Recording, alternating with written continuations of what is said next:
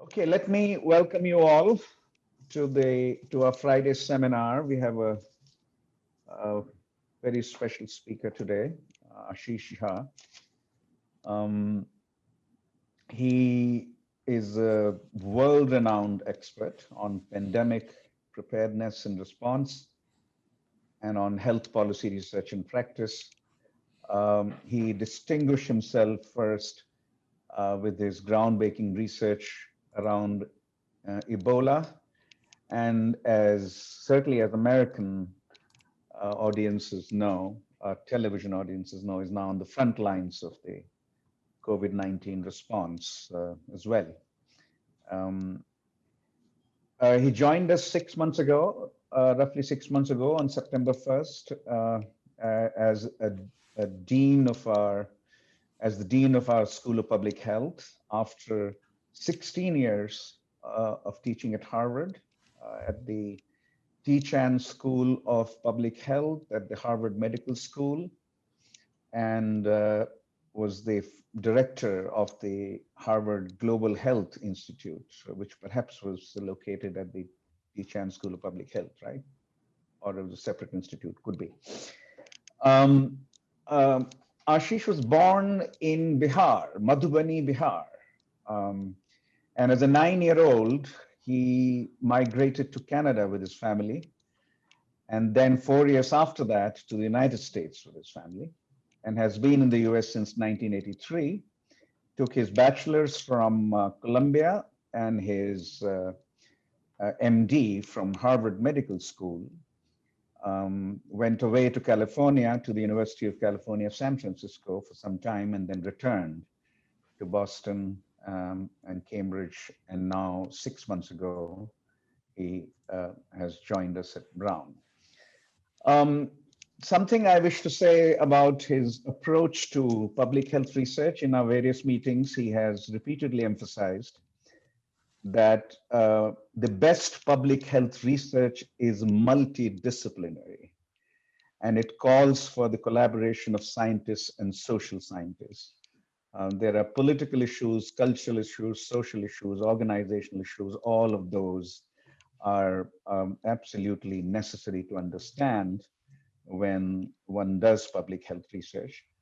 We are at CCSA a primarily social science center, so we truly welcome this intellectual perspective, and of course would look forward to joint projects with the School of Public Health under his leadership. Ashish is going to speak for 25 minutes roughly. He wants a conversation and discussion.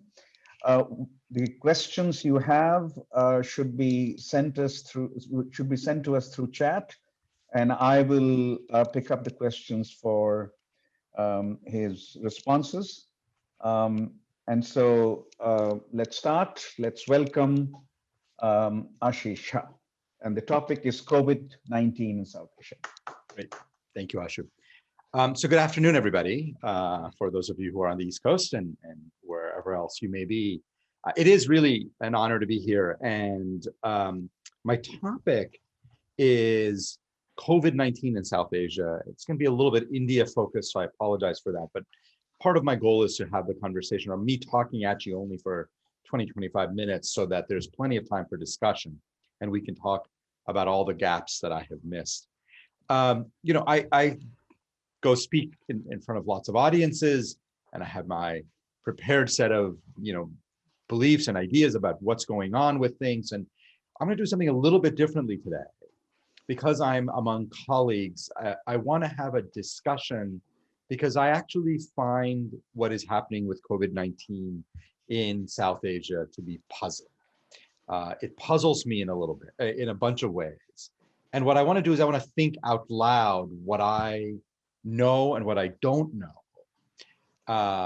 I'll give you some theories of where I think we are. And the hope is that that sets us up for a discussion where maybe we can all make some progress. So this is a working session where you're all going to have to be thinking about what's happening. And before I get going talking about COVID in South Asia, I want to do a quick reminder, COVID 101, of how COVID spreads. How does SARS-CoV-2 the virus that causes COVID-19 spread. What we know about the spread of this virus is really pretty straightforward. The virus spreads, it's person-to-person transmission. It's almost all aerosol. There's very little surface transmission. It's almost all aerosol. And it's when people who are generally not wearing masks are spending time with each other, and one person spreads it to another. So pretty classic airborne illness. And we think there's some small differences between adults and kids in how it's spread. There's some nuances, which I'm happy to get into, but that's basically it. And the only other thing I will say is from day one of this pandemic, I have heard theories about why certain types of people may be more susceptible, that Indians are more susceptible or less susceptible. People on the African continent are more or less susceptible. And I have never found an explanation or a theory that's all that convincing. And we will get into some of that in a bit. But if we use that mental model of how the disease is spread, the reason we're all on Zoom is because if I am infected right now, I could not spread it to you via Zoom. But if you and I, we were all sitting around a conference table and I was infected and didn't have symptoms, asymptomatic spread is a huge issue, I could spread it to everybody else in the room and you wouldn't even know, right? So that's the whole thing, people in close proximity. If I look at the data today and begin by asking the question, what proportion of the American population has been known to be infected with COVID? The United States. It's about 8%. 8% of the US population is known to have been infected. And I'm going to keep coming back to known as an important point. What about if we go across the pond to the United Kingdom? It's about 6.5%. So in the UK and the US, between 6 and 8% of the population is known to have been infected. What do those numbers look like in South Asia? In Pakistan, it's 0.2%. Right? So the US is 8%, Pakistan is 0.2%. India is 0.8%. So India is 1/10 of the US, and Pakistan is 1/40 of the US. Bangladesh and Sri Lanka are 0.3%, so a little more than Pakistan, less than India, way less than the US or UK. And I could go through all the European countries, France, Germany, Netherlands, they're all dramatically higher than any country in South Asia. Nepal has had the most number of infections per population in South Asia, and they're at 1.1%. So basically 1/8 or 1/7 of the United States. Take a country that is widely heralded as having done a very, very good job with the pandemic, Japan, and they're at about 0.4%. So if Japan was in South Asia, it would be worse off than Pakistan, Bangladesh, and Sri Lanka, but a little bit better than India and Nepal. So it provides some context that says, this is really interesting. And it's not that India, for instance, or South Asian countries have done a little bit better than the Europeans. We're talking about 40-fold higher rates in the US and UK and Germany, right? These are dramatic differences. And it begs the question, why? Why have the South Asian countries done so much better? Why are they, on numbers alone, the leaders in the world? And by the way, I'm not going to go through all of the numbers, but essentially that's number of infections. People often say, well, infections can be influenced by testing and other things. What about deaths? And I'll just very quickly run through the numbers on the deaths. It's the same story. 1.2% of the US population, not 1.2, 0.1% of the US population has died, about 0.15 in the UK. And India, Nepal, Pakistan, Bangladesh, all about 1/10 to 1/50 of the deaths that we see in the United States and the UK. So whether it's cases or deaths, US and UK at about between 10 and 50 times higher. So why is that? And that's the question that I want to explore with you. And I'm going to give you my bottom line answer, which is I don't really know for sure, but I have some theories. And I want to talk about widely discussed theories, and then I want to talk about what I think is much more likely. And then I want to open it up to a discussion, because I suspect that in this collective room we have, there are a lot of ideas and understandings that are going to certainly be more than what I can bring to it. A lot of people like to credit the initial lockdown. The initial lockdown in India as a way to say that really shut off the virus spread, and that was why India overall has done very well. Of course, the Indian government likes to take credit for the lockdown and explain it. The problem is, when I look at the data, there is no doubt in my mind that the initial lockdowns of March through May helped a lot in keeping case numbers low during those months, and basically caused the pandemic to start rising several months later than it did in other countries. So I see the lockdowns as having delayed the pandemic in India, but certainly not gotten rid of it, and would not explain benefits you're seeing now, would not explain why India is doing so well right now. So lockdowns are an interesting theory, wouldn't explain the cumulative performance.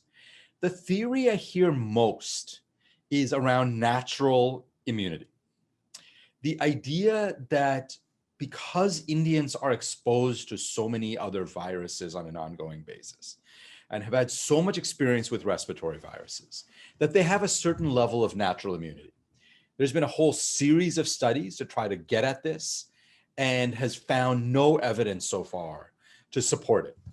One theory that I was actually hopeful about back in April or May was around BCG. So there's a lot of data from other respiratory viruses that if you inoculate people with BCG, which is an inoculation that for TB, right? I got it when I was a kid. I can still see the little mark in my arm. Actually, just a random side point, I got my first COVID vaccine because I'm going to be back on clinical wards recently. And it was literally right on top of where the BCG site was. And I thought there's something kind of ironic about here's my vaccine from as a kid versus this. The BCG vaccine actually has been shown to be pretty effective in reducing severity of illness for a lot of respiratory viruses. And there was a lot of hope that maybe that would have a difference, make a difference here. All of the data so far on BCG vaccines have come back disappointing. And to the extent that they have any benefit at all, they seem to have very short-term benefit, meaning if, and by the way, we don't have data to support what I'm saying, but if it were to work, you'd want to give BCG vaccines to people now, and it might provide them protection for 3 or 6 or 12 months. But what I got as a kid is not going to protect me today from COVID. And there's just absolutely now very, very good evidence. People have tried to look at this and can't find any of it. So really no evidence to support natural immunity, et cetera. What's interesting, and this will now get into talking a bit about some of the other stuff, is if you look at within India, the states that have done very well on number of infections versus states that have done very badly. And again, if you've been following the data on India, you'll know this. Some of the highest number of cases per population are in places like Delhi, Goa, Maharashtra, Tamil Nadu, Karnataka. Some of the lowest rates of infection are in places like Bihar and Jharkhand. So Bihar, where my family is, has done extraordinarily well, but places like Karnataka and Tamil Nadu have done very poorly. And that, in my mind, begins to get us to start thinking about there are really important differences between these places. You know, one of the former health secretaries of India once, in a conversation we were having about healthcare in India, made the point that India, as a subcontinent, he said, you know, I have places where health outcomes look as good as many parts of Europe, and I have places that have health outcomes that look worse than many parts of sub-Saharan Africa. So India is a very broad country with lots of variations. And what we are seeing is places like Bihar and Jharkhand seem to be among the best in handling COVID, where Karnataka and Maharashtra seem to be really struggling. It makes you at least wonder what is going on with the data. Let me talk about 2 more theories, and then I'll come back to that main point. One argument that has been raised a lot, and I have seen this by leading public health officials in India and pretty consistently, is this idea of localized herd immunity. This notion that India in large places, large proportion of its places, has had so much infection that they have herd immunity. And that's what explains both low number of infections overall and declining cases. So I want to take a minute to talk about herd immunity, because I suspect all of you have heard the term and not all of you understand its full implications and how it works. So herd immunity on a very simplistic level is the level of immunity in a population at which the infection can no longer sustain itself and grow. It is not a way to say that when you hit herd immunity, there are no more infections. There still can be infections, but outbreaks will over time fizzle out and die out when you have herd immunity. What is the level of herd immunity you need in order to do this for SARS-CoV-2? Quite controversial. The classic epidemiologic models say it's about 65, 70%. There are some arguments that say you probably need more like 85 or 90%. And then a few really sophisticated modeling studies that argue that you might be able to get to herd immunity at 50%, 55%. If you look at the best data trying to quantify what proportion of Indians have been infected with SARS-CoV-2, the best way to do this is to do serologic surveys where you go in and you take random samples of people and you look for antibodies, right? And those studies are a bit all over the place, but the best set of national data suggests maybe 10 to 12% of the Indian population has been infected. By the way, just to be very clear, 10 to 12% of the Indian population means we're talking about 150 million people, or maybe more, right? Quite a large number, much, much larger than the 10 million that is the official number of people infected. So the best studies suggest that the true number of infected people is 15 times the official reported number. I think that's entirely possible. But at 10 to 12% of population infected, you are not going to get to herd immunity. You're not. I mean, herd immunity, even the most aggressive models of herd immunity have herd immunity happening at 25, 30%, which I don't believe is possible. But you don't have it at 10, 12%. And there are some small number of serologic studies from Delhi, Mumbai, Ahmedabad, other places that show local levels of immunity as high as 20 or 25%. That could explain a little bit of slowing of infections in those places, but certainly isn't going to explain this national picture. A couple more quick things, and then I want to talk about what I do think is clearly a component of what is going on, and then I will stop.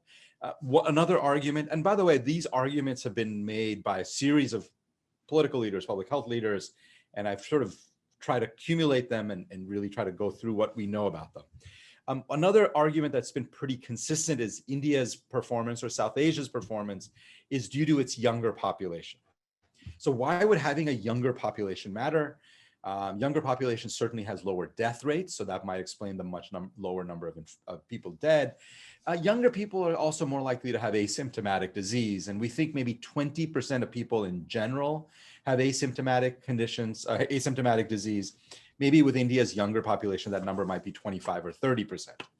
And that would mean that India would be more susceptible to missing a small number of cases. It would not explain a 40-fold difference, or let's say a 10-fold difference between India and America in terms of number of cases. And then there was a very interesting Wall Street Journal article talking about masking protocols and how masks have made this huge difference, really part of a broader set of arguments around public health interventions. For those of you who are from South Asia and maybe talking to family and friends as I do, certainly more people are wearing masks. Social distancing in India remains a challenge. I was very worried around the festival season that you would see a large spike in cases. We largely have not. And so this part, the idea that India has been able to do this through pure public health interventions seems difficult for me to wrap my brain around. We've seen some data on reduced mobility in India, but there's no question in my mind that India is not in a full lockdown, and that's not what the explanation is. So mask wearing may be a component of it, but not so much. So let's talk about the two things that I think are really important parts of what's going on, and then I will stop. One is testing. So rule number one of identifying cases of infection is you got to look for it. You got to go test people for it. And there are two things that have happened in India on testing that I think are really interesting. One is you have seen a very substantial decline in testing over the last few months, and the decline in testing seems to correlate quite well with the decline in cases. So there has been a decline in testing. But more than number of tests, to me, just as importantly, is the type of testing that has happened. So sometime around June to July, India switched its testing modality from PCR tests to antigen tests. So let me take a minute to talk about PCR tests, antigen tests, and why I think that explains at least some chunk of what is happening in South Asia. So PCR tests, for those of you who don't know, and PCR test is sort of the gold standard, though it's interesting to think about whether that's, but basically PCR tests, like antigen tests, nasal swab, sometimes all the way back into the throat. And then you run it through an expensive machine. And what you're doing is you're looking for virus. You're looking for viral fragments, and you're looking for genetic material of the virus. These are exquisitely sensitive tests, meaning if you are infected, it will show up as positive. There are very, very, very few false negatives. They happen, but they're very infrequent. And PCR tests are most of what we have been using in the US. For those of you who are on the Brown campus and go get tested from Brown University, we use a PCR test. And as I said, PCR tests are expensive, but they are sensitive, and they pick up people who are infected. Antigen tests are cheap. They are fast. You can get a result in 15 minutes. And they are actually very, very valuable. And I'm a big believer in them. But they have a problem for the ways that India has largely deployed these tests, which is it is far less sensitive. And depending on which antigen test and when you deploy it, you're going to miss potentially a vast majority of infections. And so the way to think about it is antigen tests are positive for about 4 or 5 days during a 15 to 20 day period of infection, 15-day period of infection. Antigen tests are positive for 4 or 5 days and really positive in the early part of the disease. But if you miss that early window and you'll get tested with an antigen test, you're going to get negative results. And that switch in antigen tests seems to coincide with at least some substantial proportion of the decline in infections in India. And last point I'll kind of make is coming back to the issue of where we see large numbers of deaths from COVID and where we see very few. The states, as I mentioned earlier, with the highest number of deaths from COVID, infections from COVID, but let's just talk about deaths for a second, are indeed Maharashtra, Tamil Nadu, Karnataka, Delhi. States that have the lowest number of deaths per capita include Bihar and Jharkhand and parts of UP. And so you were left assuming for a second that there is a problem here where Tamil Nadu and Karnataka are really struggling and Bihar and Jharkhand are doing fabulously. Or if you know anything about these states, you say, I think something quite the opposite is happening. And what is happening in my mind is massive undercounting of both infections and deaths in these places. We know overall that about 20% of deaths are verified and certified in India. Vast majority are not. And we have not seen very much in the way of high quality studies that have really tried to ascertain how much infection and deaths is happening in places without identifying cause and without actually, where the causes have not been identified, but that may in fact be due to COVID. In places like the US, Western Europe, but other places, we tend to look for data on excess mortality, how many deaths there are compared to natural normal times. Those data are still being collected and looked at in South Asia, but they remain largely unchecked. So let me finish with this, and then I want to just make 2 more points about the vaccines and what's happening with vaccines in India, and then I will stop. So when I look at the data from South Asia and see this phenomenal performance, there's a part that feels relatively clear to me and a part that feels relatively puzzling. So relatively clear to me is There's nothing about being South Asian that makes you immune to this. I don't buy it. I don't see it in the data. I think there's no natural immunity that South Asians have. And I don't think it's anything kind of more social or societal. There's lots of multi-generational households. There's lots of very cramped quarters. You would think India and South Asia more generally would be very, very susceptible to this pandemic. So what we're left with, I think, is maybe a little bit of the public health stuff, but a lot of it has to do with the way we've been collecting data, testing people, and undercounting deaths. But I am game to hear other theories people might have and what else might be going on. And then just to finish up, let's talk a little bit about where the status of the vaccine situation is in India, because this is also really interesting and has been puzzling. And I mentioned in a talk I was giving earlier today that Ashu was at, that I got myself into some trouble last week. I was speaking to a group of journalists, and I was talking about Covishield and Covaxin. So those of you who are not following this super closely, Covishield is the AstraZeneca Oxford vaccine that India authorized based on phase 3 clinical trials, the Indian government, and is pretty good. I mean, I have some minor qualms about the way they've conducted their clinical trials, but in general, it's been done well. It's good scientific data, and I think the Indian government was right to authorize Covishield. There is also another vaccine that's indigenously developed in India called Covaxin. And Covaxin is a killed virus vaccine, a pretty classic technology. But before phase 3 trials were completed, before we knew whether the vaccine actually worked or not, the Indian regulators went ahead and authorized Covaxin as well, in a very puzzling move that says we're authorizing its use as a backup. And people are getting vaccinated with Covaxin. And 2 other countries have done this. Really, 1 other country has done this, where they authorized a vaccine without phase 3 clinical trials, and that was Russia with its Sputnik 5.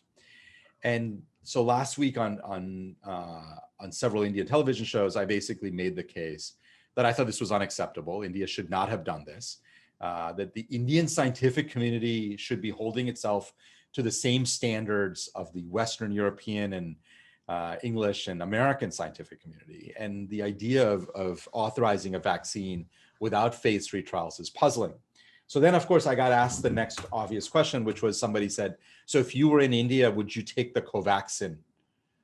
And I said, absolutely not, unless it was part of a clinical trial. Like, I'm a big believer in vaccines, but I'm a big believer in vaccines that have been clinically vetted through scientific research.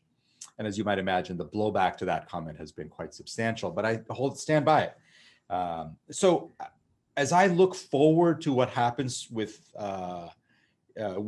South Asia more generally, I do think you're going to continuing to see vaccine rollouts, largely with Covishield, but some with Covaxin. There are other vaccines being developed in India that I think will have real impact.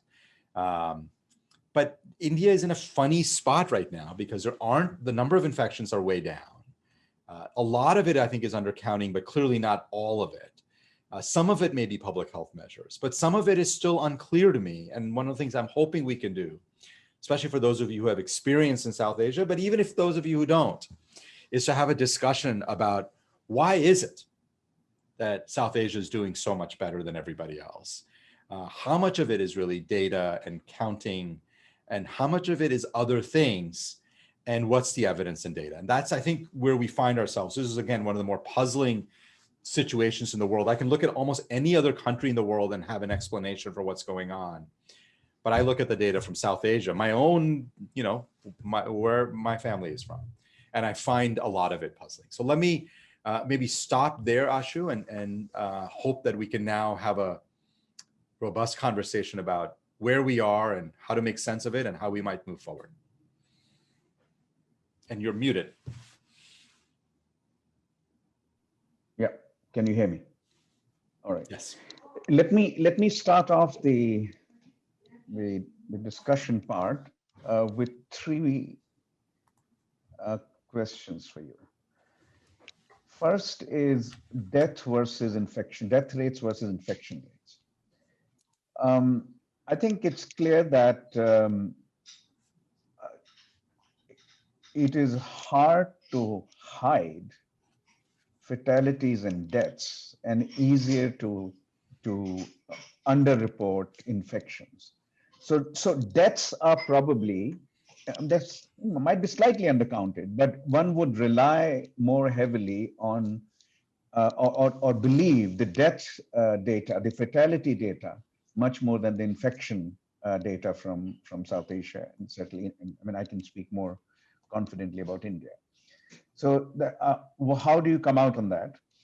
Second, the on the state level variation that you talked about, Karnataka, Tamil Nadu, Maharashtra, Delhi, Goa versus Bihar, Uttar Pradesh, Jharkhand, right? Even after one takes note of the undercounting that you referred to in UP, Bihar, Jharkhand, isn't one hypothesis which might be worth considering is simply exposure to globalization. These are UP is not so globally connected in Bihar as the states where the prevalence rates have been reported to be high, right? So, what do you think of that? And finally, there was also in last March, April, and May and June, there was also an argument not only about India being younger than Western Europe, but India and South Asia being considerably warmer and hotter. There was a weather-based idea. It seemed like it didn't make any sense for America because as the summer came, the numbers didn't decline. Actually, they went up. Um, but if this is a multivariate universe that we're talking about, is that variable of any credibility to you as a public health specialist? So let's start with these three, and then we'll go to questions that started coming in. Three fabulous questions. Let me work on them backwards. Let me start with weather. Then I want to talk about exposure to globalization, and I'll talk about deaths versus infections.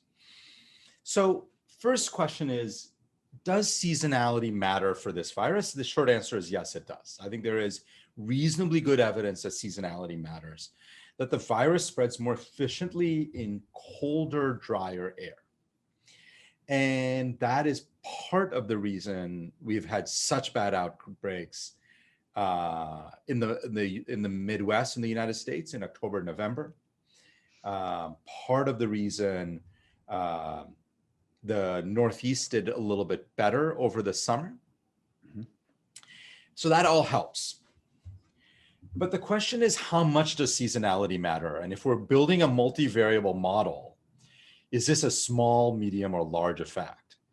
And the answer is probably a very small effect, because I can also show you that the largest outbreaks in the United States in the last 2 months have been in Southern California, which, while it is cooler now than it is at some other times of the year, is still quite warm by most standards. And yet you've seen very large outbreaks. As you pointed to, big outbreaks in much of the Southern United States over the summer when it was quite hot. And I can go around the world. I can show you data from Brazil. It's had very, very serious outbreaks when the weather's been quite hot and has had. So the seasonality matters on the margins, but probably not enough to explain. And again, if you go with that, then you would have seen larger outbreaks in June and July. I'm sorry, smaller outbreaks in June and July than in November, December of India, because even though it's relatively warmer in India than it is here, November, December can get pretty cold in large chunks of India, and we have not seen that. So I think it's a modest effect, but probably certainly would not explain a 10 to 40 fold difference, right? Second is the exposure to globalization, and I would say I buy it, and that to me worked as a really good explanation when we saw the first set of big cases in Mumbai and in Karnataka and Tamil Nadu and places. Chennai had some significant outbreaks. It made total sense, because that's where the travel to China, the travel to Europe, that's where the cases were getting seeded. And so in April, May, I often made the point that this is exactly where you expect to see it first, right? It's not a coincidence that New York was hit first in a major way. The and problem California. was And that, California. and California and a little bit Both. Washington State, like completely what you would expect. But what happened in the US is what we've seen in every other country, is that while the first wave was California and New York and the major cities like Detroit and other places, over the summer it became Arizona and Alabama. And by October, November, it was the Dakotas and Wisconsin and rural areas. The virus spreads over time. And in fact, one of the mistakes of the Modi government right in the early days with the lockdown and what happened with migrant workers was they actually caused the virus to spread a bit more quickly because all these migrant workers from Bihar went home, right? They were in Delhi and then they like made their way back to the villages of Bihar. And so what would have been the virus arriving in Bihar at some point down the road ended up being virus getting there a little bit faster.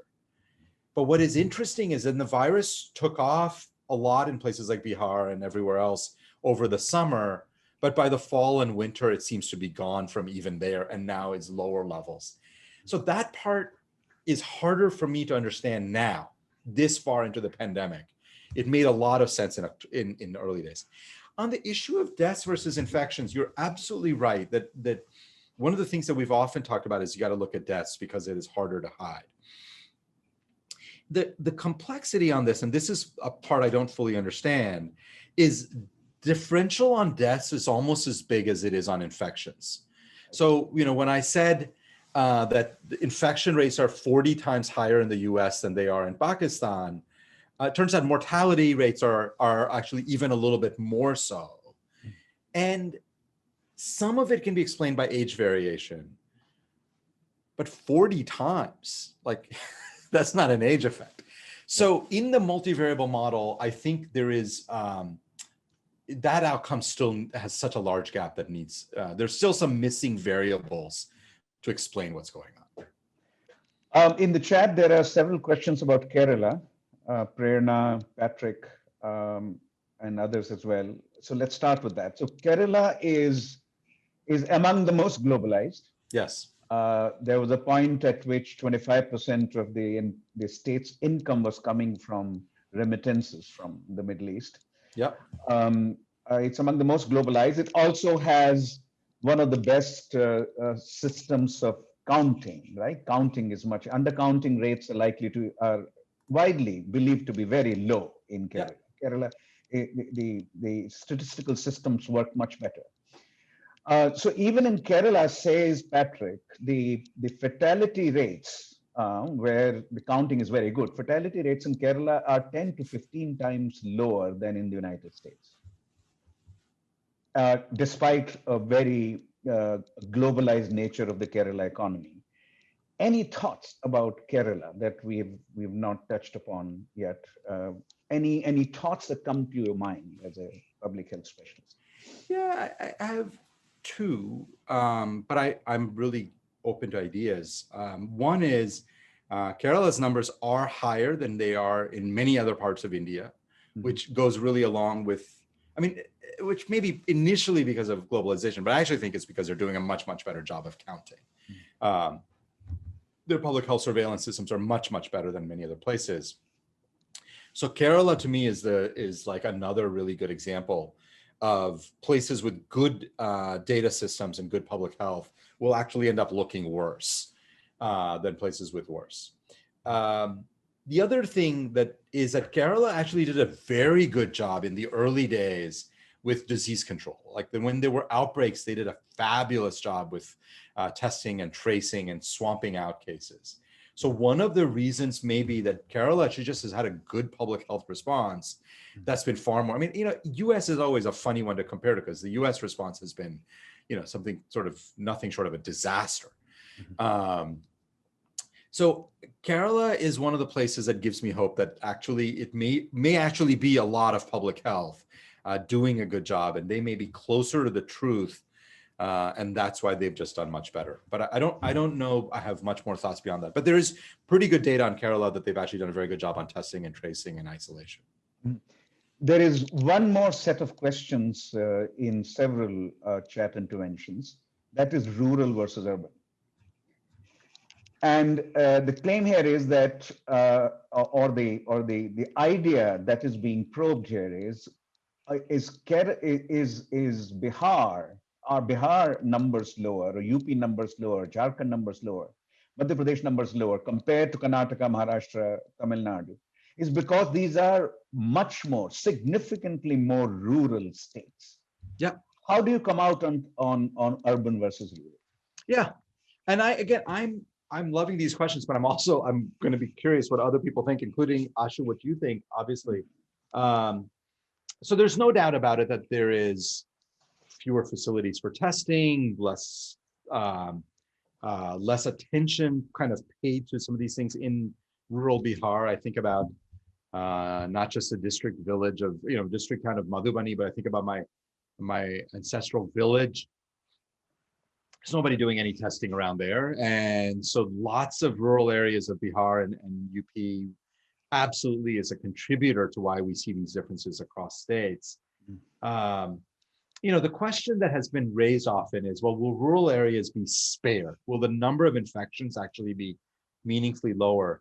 And what the pattern we've seen in country after country, and I can point to the UK, I can point to the US, much of Western Europe, and now we're seeing it in many parts of Sub-Saharan Africa as well, is the rural areas, the infections come later, but come just as hard. And that over time, the level of infections in rural areas ends up getting close to the level of infections you see in urban areas.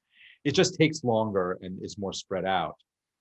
So that would explain certainly the slower rise in Bihar, but it's harder to use that to explain what's happening overall. Why has Bihar done so well?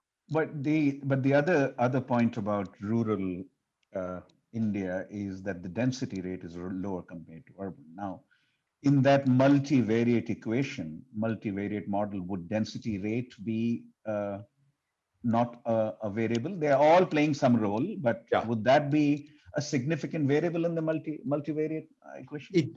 So here's what we know from looking around the world. Yeah. Density affects the spike of initial number of cases. I see. But if you look at 6 months and say cumulatively, density only plays a very, very small role, if any role at all. So in dense areas, you get a big spike of infections, and then it comes down. In rural areas, you see a much slower increase. But if you add them up at the end of 6 months, they're about the same. You don't tend to see big differences.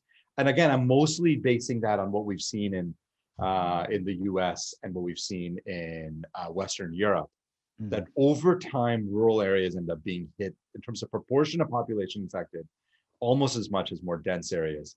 It's just that it comes more slowly. It comes more slowly. Another question here for you. For 2 months, farmers have been protesting just outside Delhi. And normally we say that once you catch an infection, symptoms appear within 2 weeks or so. Now, there is no significant reporting that we can find of infection rates going up in areas where the farmers have been gathering by the thousand, not by in tens and hundreds, but in thousands and thousands. So that's any thoughts about why? Is it simply, you think it's simply reporting, or there is something else going on here which generates a puzzle that we might want to explore? Yeah. So it's a very good question. And I've thought about this. I thought about it for the first time in June and July of last year in the United States, when we saw the Black Lives Matter protests. Right. And I wrote initially several pieces saying I was very worried about what those protests were going to do. And then wrote later saying I was quite pleasantly surprised that the protests did not lead to large numbers of new infections. Yeah. And so what I think that taught us is that while mass gatherings can be a problem, mass gatherings that are outside as opposed to indoors Yeah. are dramatically safer. Mhm. And mass gatherings where we've seen more problems is in like political rallies. Because in political rallies, everybody's standing in one place for 3-4 hours talking and yelling and screaming. Mhm. Whereas at least in the protests in the US, you have groups of people moving over time in outdoors, and that tends to cause the virus to get diluted out in a way that hasn't led to large infections. And then of course in the protests in the US, there was also a lot of mask wearing.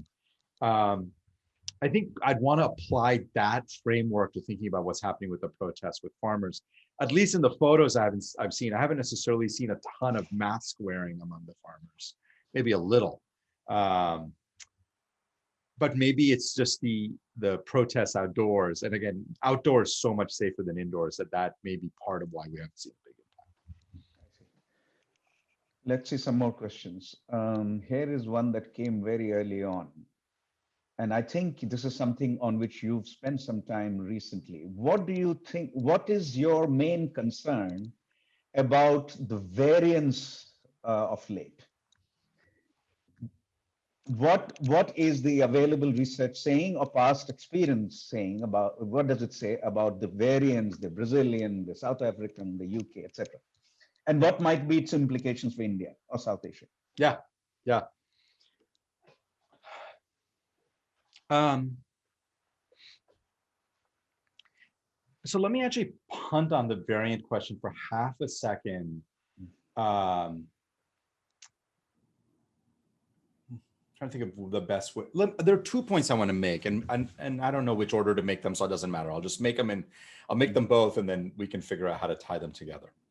One is it is very easy to look at the data from India right now, and across much of South Asia, and come to conclude that the pandemic is receding, it's on its way out. Things are so much better. And now that there's vaccines that sort of all around the corner, and soon happy days will be here. There's only one problem with that theory, which is that from an epidemiologic and public health perspective, it doesn't make any sense. So let me make that case, because then that will tie into variants. Infectious diseases sort of die out, peter out, because they evolve and become less contagious or less deadly. Or there's enough population immunity built up that over time there just isn't enough hosts to infect and the virus can't self-propagate. And the problem of India is, so we've seen nothing about this virus overall that says it's becoming, less contagious. And the problem is of India is I can't find any data that helps me understand how India has enough population immunity to make this pandemic come to an end. And I'm happy to debate what that level of population immunity might be. It could be as low as 40%, it could be as high as 90%, but no one thinks it's 10 or 15%. And the way India is vaccinating with Covishield, the number of people getting vaccinated, until India starts vaccinating 10 million people a day, which is not what India is doing, its ability to use vaccines to bring a large level of population immunity is not, it's just not going to do it. You're going to need to be vaccinating very, very large numbers of people. And so that makes me look at the data and say, if the pandemic is over in South Asia, then there's something fundamental about pandemics I don't understand. Otherwise, I would be very worried about more spikes in cases in many, many parts of India. Mm-hmm. That now leads to the conversation about these variants. So let's talk about the variants. And there are at least 3 that we're aware of, though I suspect there are more. The 3 that we're aware of that we've talked about are the UK variant, the South Africa variant, and the Brazilian variant. And all 3 of them are far more contagious than the normal virus. And actually, let me take 30 seconds to explain what is a variant and what counts as a variant. So these are RNA viruses, adenoviruses and RNA virus. RNA viruses are really sloppy. They make a lot of mistakes when they're reproducing themselves. And and part of the reason they make so many mistakes is they don't have an editor. They like the DNA viruses and other viruses have editors that catch mistakes and fix them. RNA viruses don't have editors. So they have lots of mistakes that they make every time they're replicating themselves. And 99.9999% of these mistakes, these mutations are irrelevant, they don't matter. But once in a long while, a mistake or a series of mistakes actually confers some set of functional advantages. And they really come in my mind in three flavors. There's many subtleties here. I'm giving it to you at a high level. They can make a virus more contagious. They can make a virus more deadly or potentially less deadly, or they can make a virus less susceptible to immune response, either natural immunity from somebody who's previously recovered or from a vaccine. And what we have in these three variants, and so the reason some things get called a variant versus not is most strains, most mutations are nothing. They don't mean anything. We don't call it anything. We just say it's a mutation, but doesn't mean anything.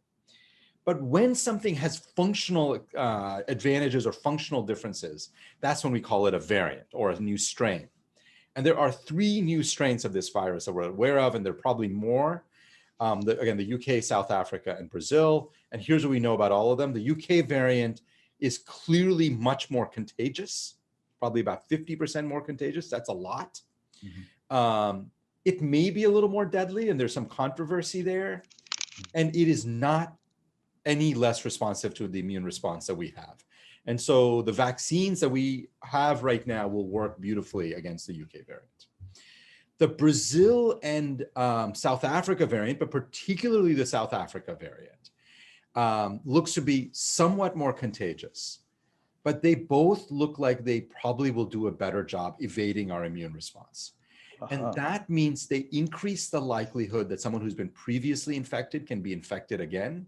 Mm-hmm. That has huge implications for herd immunity, because herd immunity is built on the idea that if you've been infected and recovered, you can't be infected again.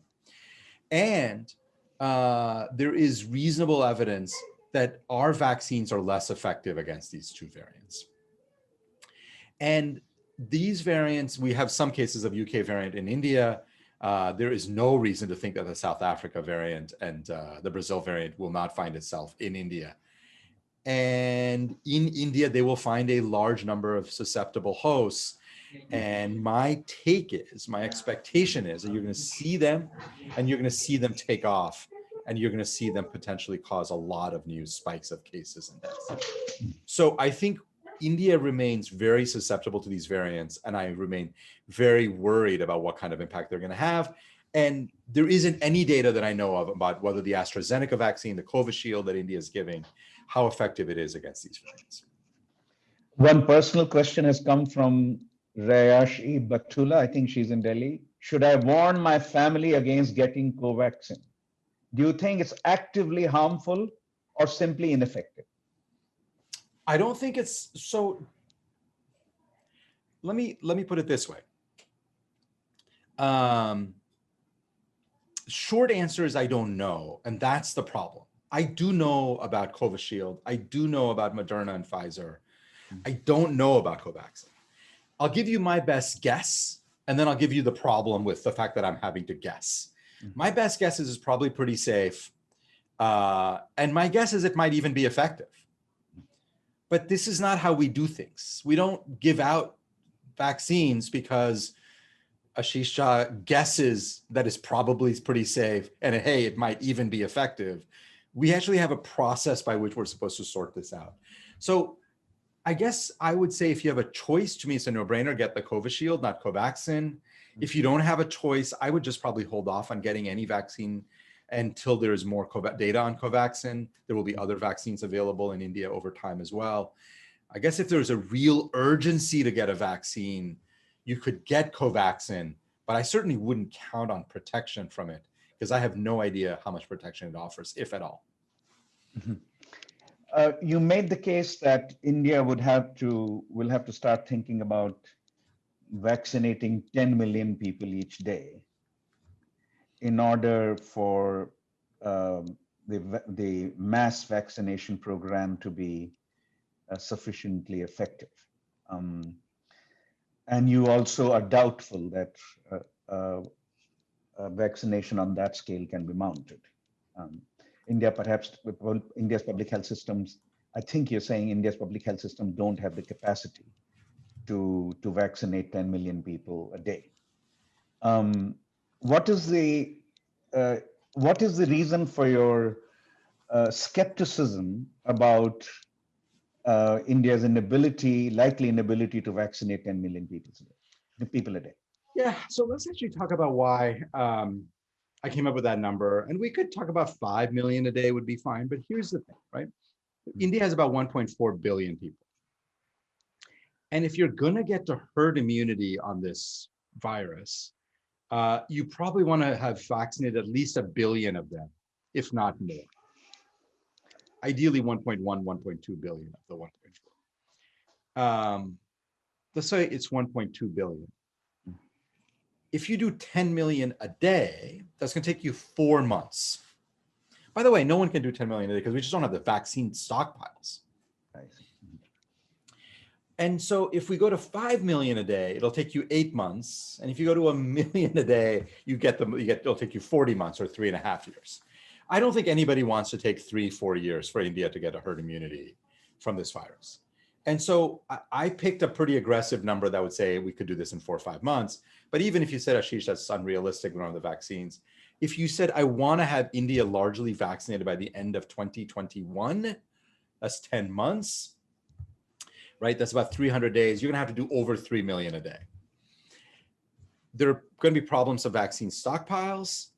And then the ability to vaccinate 3 million people a day. India actually probably has a better public health infrastructure to do that than many other countries, has done very well with vaccines, but that's a very large undertaking, would take a lot of resources, and again, if these end up being 2 vaccination doses, if we're doing those vaccines that require 2 doses, like Covishield really should require 2 doses, then it's twice as many, the complexity of tracking it, making sure people get it on time.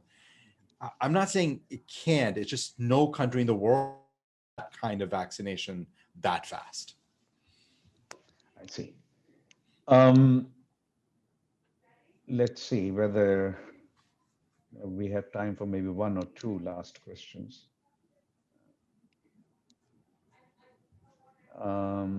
Yes, one question about Delhi being in the thick of it for months and months, and now going through a very serious decline, a very serious decline in the numbers infected.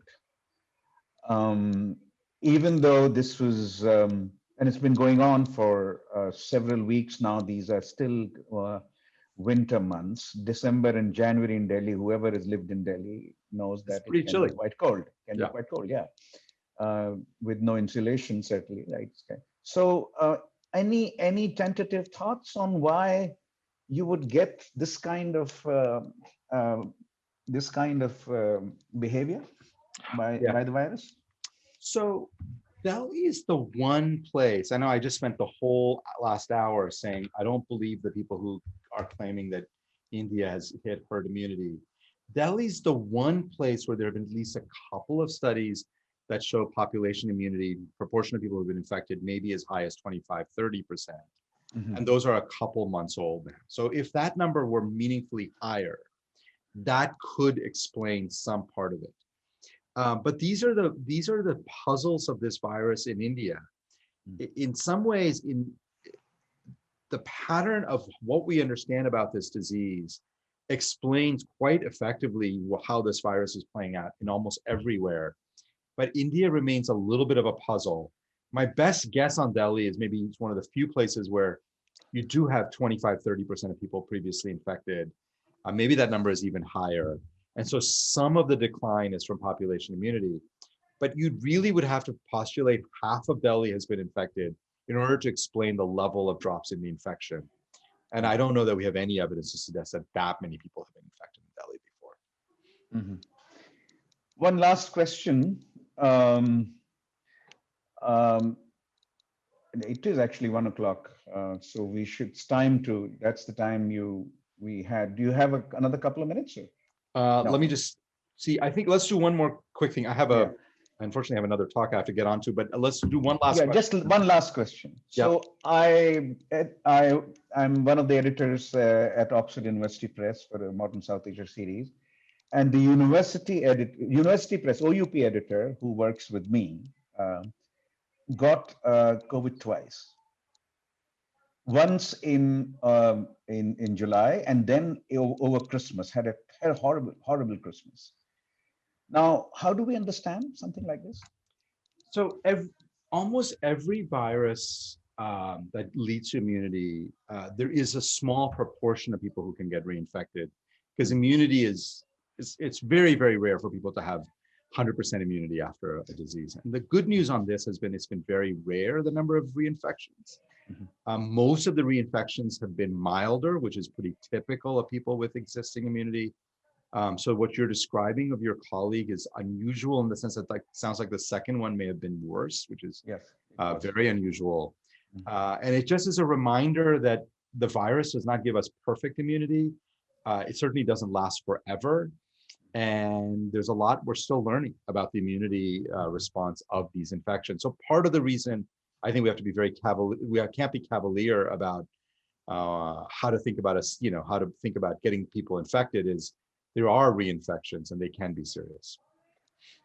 Well, time to bring this to a close, and thank you very, very much, Ashish, for giving us your analysis for an hour. And I see the chat function the chat's full of thank you, thank you, thank you. So thank you very much. And It's been, now I was just going to say very quickly, it was my pleasure. And I know that I feel like I raised more questions than answers, but I felt that with this group, maybe that was the right thing to do. There's a lot for us to sort out here. It's a very interesting situation, what is happening with this pandemic in South Asia. And I think we need to do a lot more work to really understand it better than we do today. So Ashu, thanks for the chance to come and spend some time with you and your colleagues, our colleagues. Thank you. All right. Be well, everybody. Yeah, be well, stay safe.